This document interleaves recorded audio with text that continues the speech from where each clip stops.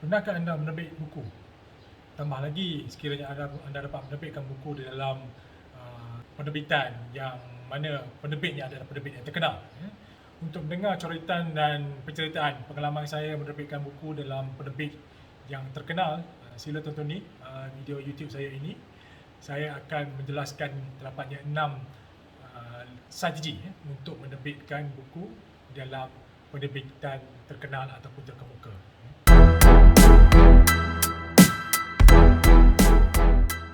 Jangan lupa untuk subscribe channel saya ini dan terus layari video-video yang saya paparkan seterusnya.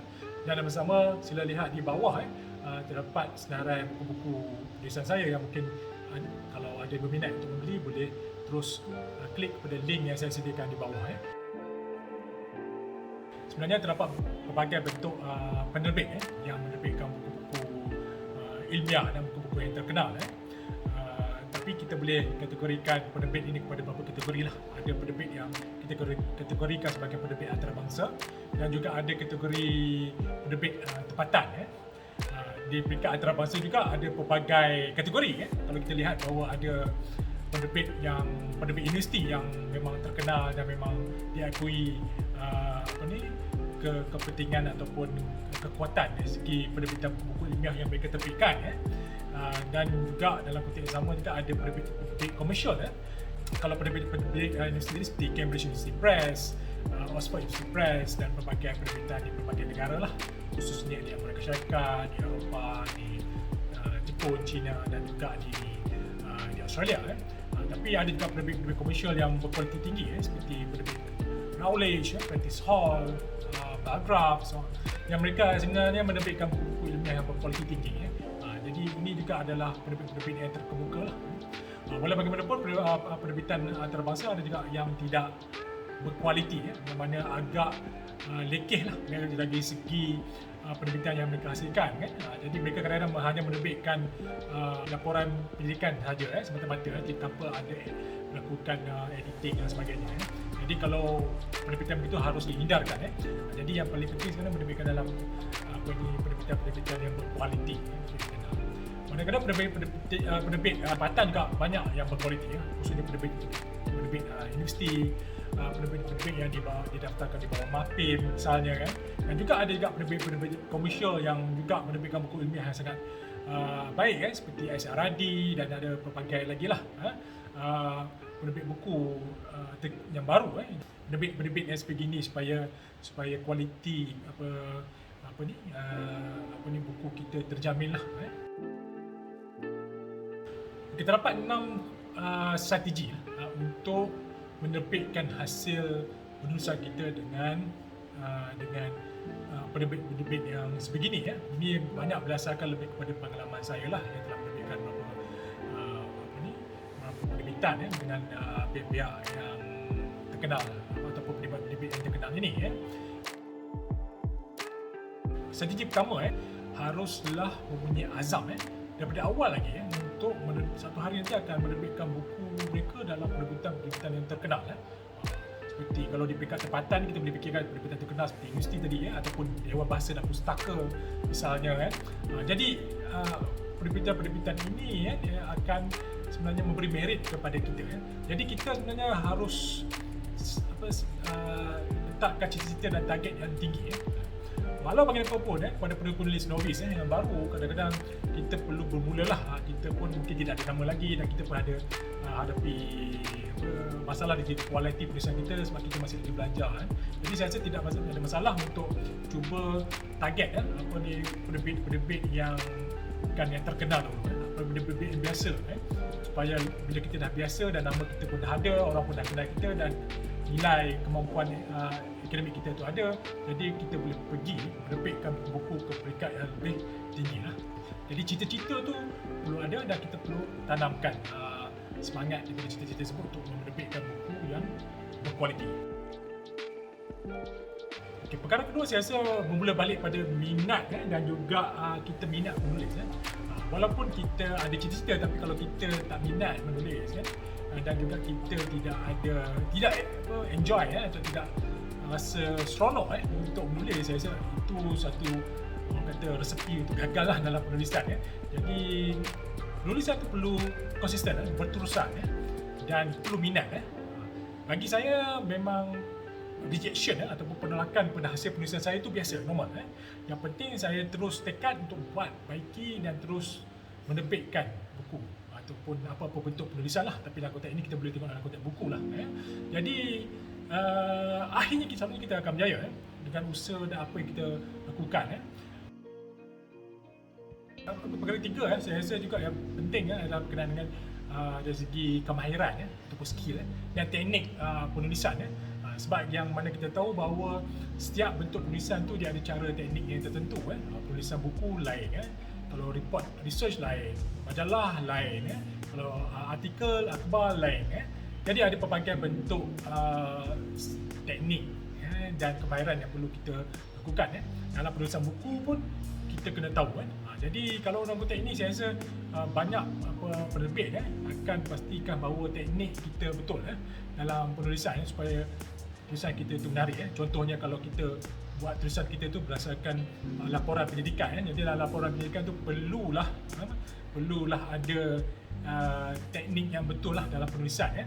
Sebab kita akan menstrukturkan kita punya buku tersebut adanya pendahuluan ataupun preface, adanya juga dari segi acknowledgement, penghargaan, dan juga isi kandungan, adanya pendahuluan, penutup dan isu-isu dibincangkan dan sebagainya. Jadi semua itu berstruktur. Jadi dalam konteks ini saya rasa kita kena faham teknik yang terbaik untuk menulis. Dan kemahiran itu banyak juga bergantung kepada kekerapan kita menulis. Kalau kita lagi kerap boleh lagi kita mahir dan perlu ini, itu sebab saya kata dari awal tadi perlu konsisten kerana ia akan menghasilkan penulisan yang baik. Faktor keempat, kita perlu kenal publisher ataupun penerbit ini. Itu saya rasa antara kunci utama lah kepada setiap penulis. Mereka perlu kenal siapa editor dalam penerbit yang mereka ingin hantar penulisan mereka lah. Jadi macam saya setiap penerbit yang saya hantar penulis saya, kebanyakannya mereka saya kenal yang punya hubungan yang baik. Jadi kiranya ada hubungan baik dengan editor, saya rasa akan memudahkan banyak cara lah. Mereka pun lebih mudah membantu kita untuk membaiki penulisan kita dan seterusnya selalu mereka accommodate lah ataupun membantu kita dalam apa-apa segi ada permasalahan dan sebagainya berkaitan dengan manuskrip ke berkaitan dengan urusan masa, ruang dalam penulisan dan sebagainya lah. Jadi hubungan dengan editor itu penting. Dan macam mana kita nak wujudkan hubungan ini, saya rasa biasa yang saya lakukan saya pergi ke conference persidangan, saya jumpa kadang-kadang penerbit ni membuka booth tertentu jadi saya kenal mereka melalui itu. Malah saya juga kadang-kadang communicate ataupun urusan mereka secara direct jadi mereka pun dapat give feedback pada saya dan dari situ timbullah kerjasama lah antara penulis dan juga dengan editor. Jadi itu saya rasa pentingnya hubungan ini kerana dia banyak kadang-kadang memudah carakan ketika kita nak menerbitkan buku-buku tersebut lah. Walaupun dalam ketika sebenar bukanlah sebenarnya memudahkan kita untuk menerbitkan buku kita dengan mudah tanpa kualiti yang ada pada buku. Kualiti yang ada pada buku tu penting tapi banyak mereka ni akan memudahkan cara kita lah, bantu kita untuk menghasilkan manuskrip yang berkualiti lah untuk mereka juga terbitkan dan dan hasilkan dan seterusnya dijual lah kepada umum buku tersebut. Okey, perkara yang kelima berkaitan dengan marketing dan bahasa. Okey, kenapa saya gabungkan dua-dua ni? Sebab saya rasa kedua-dua ni ada kaitan. Pertama, kita kena faham bahawa penerbit antarabangsa pun ataupun penerbit tempatan mereka menekankan kepada pemasaran. Pemasaran itu sangat penting kerana mereka nak berjual buku. Kalau buku kita tak ada kualiti, kalau jual siapa nak beli dan kira-kira tak ada permintaan, jadi siapa nak beli. Jadi itu yang mereka hanya kena pastikan bahawa buku kita ada kualiti. Dan khususnya buku kita juga boleh dipasarkan seluas mungkin.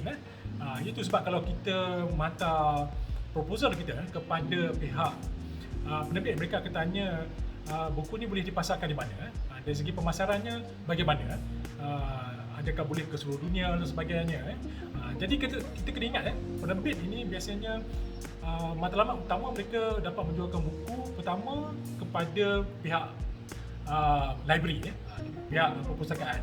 Itu target utama mereka. Itu yang mereka terbitkan buku-buku pelik keras supaya boleh dijualkan dengan harga yang mahal di seluruh dunia lah. Yang keduanya, mereka akan keluarkan buku yang paperback ataupun bukan kulit keras, kulit nipis tu.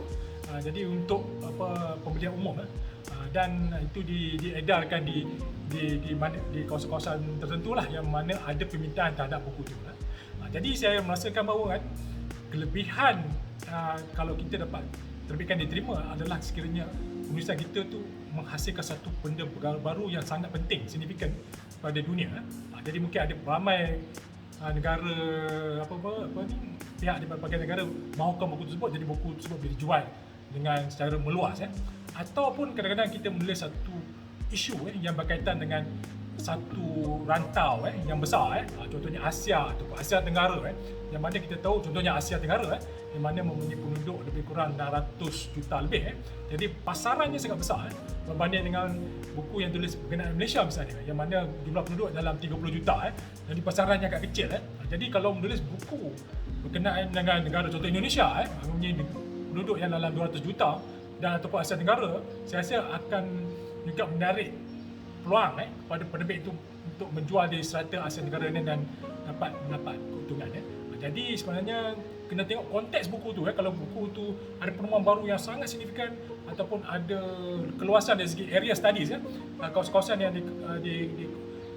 dibincangkan buku tu akan jadi bestseller kepada publisher. Okey, walaupun begitu ada juga saya tengok contoh ada satu contoh ni buku ni Weapon of the Week daripada James C. Scott yang mana kajiannya hanya berkenaan dengan penduduk orang Melayu di Yan Kedah di negeri Kedah cuma sebab kajian ini dilihat sebagai satu bentuk magnum opus dia mengkaji tentang orang Melayu dan juga ada unsur lah teori yang digunakan dilihat sebagai mengkritik teori ulum Karl Marx Marxism jadi dalam kita itu menyebabkan buku ni sangat popular dan adanya permintaan yang tinggi lah kepada buku ni jadi dalam kita ni saya rasa kena ada hasilkan buku yang sebeginilah supaya permintaan tu tinggi lah. Kerana satu lagi tadi adalah bahasa kenapa bahasa penting kerana ini tidak menafikan penulisan dalam bahasa Melayu tu penting sebab dia boleh dicapai juga oleh pembaca-pembaca di Indonesia dan Brunei tapi sekiranya kita menulis dalam bahasa Inggeris capaian kepada buku ni juga lagi luas ke serata dunia sebenarnya sebab orang faham dalam bahasa Inggeris juga kalau kita tulis dalam bahasa lain lah yang punya ruang lingkup pembacaan yang agak luas contoh bahasa Arab, bahasa Spanish dan sebagainya. Jadi itu pula bagi kita untuk gunakan bahasa mana tapi peranan bahasa itu penting dari segi dari segi penerimaan pembacaan pada umum sebab lagi luas orang yang boleh membacanya lagi bertambahnya pembelian jadi pihak penerbit selalu melihat konteks bahasa itu juga sebagai satu elemen yang penting dalam penerbitan dalam penerbitan terbuka lah. Kenapa niat kita penting bagi saya selalu saya menulis kerana atas dasar ilmu saya nak kongsikan ilmu saya dan pengetahuan saya tentang isu-isu yang saya nilai dan di situ dikongsikan dan dengan pembaca lah dan pembaca akan respon sama ada mengkritik atau menyokong pandangan saya itu terpulang tapi niat saya adalah perkongsian ilmu lah dalam pasar ilmu yang ada dalam dunia ini jadi itu sebab dalam buku saya kalau kita lihat ada bahasa Inggeris, bahasa Melayu saya berbagaikan konteks penulisan tersebut cuma dari segi intention ataupun niat ini juga jangan memikirkan keuntungan saya rasa kalau nak nulis buku ilmiah buku akademik sebagainya kita tak perlu fikirkan keuntungan sebab sudah tentu kita tak boleh sebenarnya menjadi seorang yang kaya dan terbilang dengan penulisan buku ini kecuali lah kalau kita ingin menulis novel sebab novel ada capaian yang agak lagi besar di dunia yang boleh menjadikan seorang itu kaya misalnya buku Harry Potter yang terjual saya rasa menyebabkan penulisnya jadi kaya satu dunia. Jadi dalam konteks ini saya rasa kita boleh pilih lah bentuk penulisan bagaimana. Tapi dalam penulisan akademik biasanya agak sukar lah, dan matlamat kewangan tu bukan matlamat yang utama lah. Kita matlamat untuk kongsi ilmu, kongsi hasil penyelidikan supaya boleh kongsi dengan pelbagai pihak lah. Okay. Terima kasih kerana mengikuti video saya ini kan. Terus menulis dan tingkatkan kemampuan intelek kita dan hasilkan penulisan yang terbaik supaya ia boleh diterbitkan dalam penerbitan-penerbitan yang terkenal. Kerana ini akan memberikan merit terbaik kepada diri kita sebagai seorang sarjana, dan diakui, bernilai dan diterima oleh umum. Jadi terima kasih dan jumpa lagi.